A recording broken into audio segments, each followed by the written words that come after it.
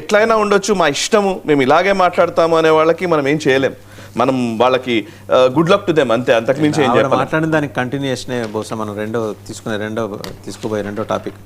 బంగ్లాదేశ్ ఏంటి ఏమన్నా కాళ్ళబేరానికి వచ్చేసిందా? మొత్తం మొన్నటిదాకా భీష్మిచ్చి కూర్చున్నాడు కదా, షేక్ హసీనాని అప్పగిస్తే కానీ నేను రాను. ఆయన వస్తే ఎంత రాకపోతే ఎంత సార్? నాకు అంటే నేను ఆ సబ్జెక్ట్ దాకా కూడా పోట్లా. ఆయన వస్తే ఎంత రాకపోతే ఎంత. కరెక్ట్. అయితే ఇక్కడ మొన్న కూడా మనం మాట్లాడాం బంగ్లాదేశ్లో పరిణామాల గురించి ఒకసారి మనం డిస్కస్ చేయాలి. బేసికలీ బంగ్లాదేశ్లో ఇప్పుడు విద్యుత్ సంక్షోభం నెలకొంది, తీవ్రమైన సంక్షోభం. ఎంత సంక్షోభం అంటే అక్కడ 18,000 మెగావాట్ల అవసరం ఉంటే 5,000 మెగావాట్లు లోటు ఉంది. 13,000 మాత్రమే ప్రొడ్యూస్ చేయగలుగుతున్నారు. అది కూడా కొన్ని రోజుల వరకే ప్రొడ్యూస్ చేయగలుగుతారట. ఆ తర్వాత అది కూడా రాదు. గ్రామాల్లో 10 గంటల వరకు పవర్ కట్స్ ఉన్నాయి. సిటీల్లో ఇండస్ట్రియల్ మొత్తం ఆల్మోస్ట్ టెక్స్టైల్ ఇండస్ట్రీ మొత్తం కొలాప్స్ అయిపోయిన పరిస్థితి. సో మన దగ్గర ఇదివరకు పవర్ హాలిడేలు ఇచ్చేవాళ్ళు, ఇప్పుడు అక్కడ బంగ్లాదేశ్లో కనబడుతున్నాయి. సో పవర్ హాలిడే ఎప్పుడు మన కాంగ్రెస్ టైంలోనే కదా పవర్ హాలిడేలు ఇచ్చింది. ఇవాళ మన పవర్ హాలిడే అనేది లేనేలేదు. ఇవాళ మనం దానికోసం రాత్రి 8 గంటలకు షాపులు బంద్, రాత్రి 8 గంటలకు షాపులు బంద్ చేయాలి, మాల్స్ ఏ ట్రేడ్ యాక్టివిటీ జరగకూడదని చెప్పేసి బంగ్లాదేశ్ ప్రభుత్వం ఉత్తర్వులు జారీ చేసింది. ఇట్లాంటి పరిస్థితుల్లో ఉంటే భారత్ ఏం చేస్తోంది అని అంటే ఇక్కడ కూర్చొని ఏమీ లేదు, మోదీ ఫెయిల్ అయిపోయారు, ఫారెన్ పాలసీ ఫెయిల్ అయిపోయిందని మాట్లాడతారు. అసలు ఇక్కడ ఏం జరుగుతుందో మీకు కొంచెం డీటెయిల్ స్టోరీ చెప్పాలి.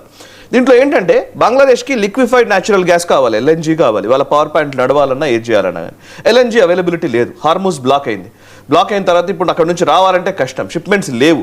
సో ఇప్పుడు ఈ టైంలో భారత్ మనము ప్రత్యామ్నాయాలు చూసుకున్నాం, మనం ఇమీడియట్గా తీసుకున్నాం కాబట్టి మనకి ఇక్కడ సమస్య రాలేదు కాబట్టి మనకు తెలియట్లే.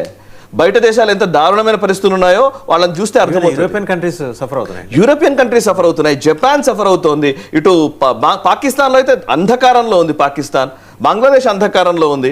మనం ఇక్కడ కూర్చొని మనం బాగున్నాం కాబట్టి మనం మోదీని తిట్టగలుగుతాం రోజు పొద్దున్న లేస్తే సోషల్ మీడియాలు పెట్టుకొని. కానీ బట్ ఎంత పనిచేసింది ప్రభుత్వం అనేది కూడా నాకు తెలియాలి.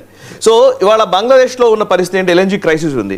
దీంతో వాళ్ళకు భారత్ మీద ఆధారపడాల్సిన పరిస్థితి, తప్పక ఆధారపడాల్సిన పరిస్థితి వచ్చింది. ఏంటంటే మనం భారతదేశము బంగ్లాదేశ్ తోటి మనము షేక్ హసీనా ఉన్నప్పుడు ఒక కారిడార్, దాన్ని ఏమంటారంటే పైప్ లైన్ వేసుకున్నాం. India Bangladesh friendship pipe line అంటారు. ఇది మన సిలిగురి కారిడార్ నుంచి అటు పర్బతీపూర్ అంటారు, దినాజ్పూర్లో ఉంది. బంగ్లాదేశ్ దినాజ్పూర్ డిస్ట్రిక్ట్లో ఉన్నటువంటి పర్బతీపూర్ ఆయిల్ డిపోకి సిలిగురి నుంచి కనెక్ట్ చేసేటువంటి పైప్ లైన్. ఇది 131 కిలోమీటర్ల పైప్ లైన్. దీని ద్వారా మనకు ప్రతి సంవత్సరం 1 million metric tons of diesel సరఫరా చేయడానికి అవకాశం ఉంది, ఎనర్జీ. సో డీజిల్ కావాలి వాళ్ళకి వాళ్ళ. సో డీజిల్ సరఫరా చేస్తేనే బంగ్లాదేశ్లో ఉన్న పవర్ ప్లాంట్లు నడుస్తాయి. అది వాళ్ళకున్న పరిస్థితి. ఇప్పుడు మనం ఏం చేస్తున్నామంటే లెట్స్ సీ, చూద్దామని చెప్పేసి మనం ఎంత ఇవ్వాలి అని అంటే మనం ఇప్పుడు ఏం చూస్తున్నామంటే 1.8 lakhs అంటే 180,000 మెట్రిక్ టన్స్ వరకే ఇవ్వడానికి మనము అంగీకరించాం. వాళ్ళకి కావాల్సి వాళ్ళు ఏమంటున్నారు 1 మిలియన్ అంటే 10 లక్షల మెట్రిక్ టన్స్ సరఫరా చేయగలిగే సామర్థ్యం ఉంది కదా, మీరు సరఫరా చేయండి అని వాళ్ళు 1/10 మాత్రమే ఇవ్వగలుగుతాం, 1/10 మాత్రమే ఇస్తున్నాం. అండ్ మొన్న ఎక్స్టర్నల్ అఫైర్స్ మినిస్ట్రీ నుంచి రణధీర్ జైస్వాల్ గారు చెప్పారు చాలా క్లియర్గా, మా ఇండియా అవసరాలు మేము చూసుకుంటాము, తర్వాత మీ గురించి ఆలోచిస్తామని. ఎందుకు అనంటే ఓవైపు షేక్ హసీనా గురించి మన మీద ఏదో బంగ్లాదేశ్కు ఉన్న సామర్థ్యం ఎంత, వాళ్ళకున్న క్యాపబిలిటీ ఎంత, భారత్కు వ్యతిరేకంగా ఇష్టం వచ్చినట్టు మాట్లాడడానికి ప్రయత్నం చేస్తుంటే భారతదేశం ఇలాగే బిహేవ్ చేస్తుంది. ఇంకోటి ఉంది ఇక్కడ, నేపాల్ నుంచి బంగ్లాదేశ్కి 60 మెగావాట్స్ పవర్ సప్లై చేసే ఒక ప్రాజెక్ట్ ఉంది, హైడ్రో పవర్ ప్రాజెక్ట్.